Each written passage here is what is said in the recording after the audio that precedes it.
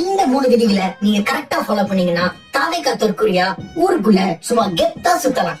Rule number 1, தாவேகாக்கான involve இருக்கக்கூடிய கொலை கற்பழிப்பு, தேர்வுல பவுடர் அடிக்கிறது, பள்ளி கோவிலோட நிலத்தை எடுத்து விக்கிறது, ஏன் கஸ்டோடியல் டெத்தே நடந்தா கூட ஃபர்ஸ்ட் டினை பண்ணணும்.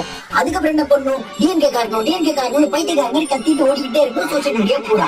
ரூல் நம்பர் 2, யாரெல்லாம் நம்மளை எதிர்த்து கேள்வி கேட்கறாங்களோ, நியாயம் பக்கம் நிக்கிறாங்களோ, அவங்க எல்லாத்தையும் ஃபர்ஸ்ட் டிஎம்கே கொத்தூஸ் அப்படின்னு பிராண்ட் பண்ணணும். அதுக்கப்புறம் நம்ம கிட்ட இருக்க ரூட் மாஃபியா அவங்கள வச்சு இந்தந்த ப்ரொஃபைலுக்குள்ள போய் அவங்கள பத்தி வாரியா அசிங்கமா அவங்க ஃபேமிலி பத்தி, அவங்கள பத்தி, அவங்க குழந்தைகளை பத்தி வீடியோவோ இல்ல கமெண்டோ எதா இருந்தாலும் பண்ணீங்கன்னா போதும். ரூல் நம்பர் 3, இதான் ஃபைனலான ரூல்.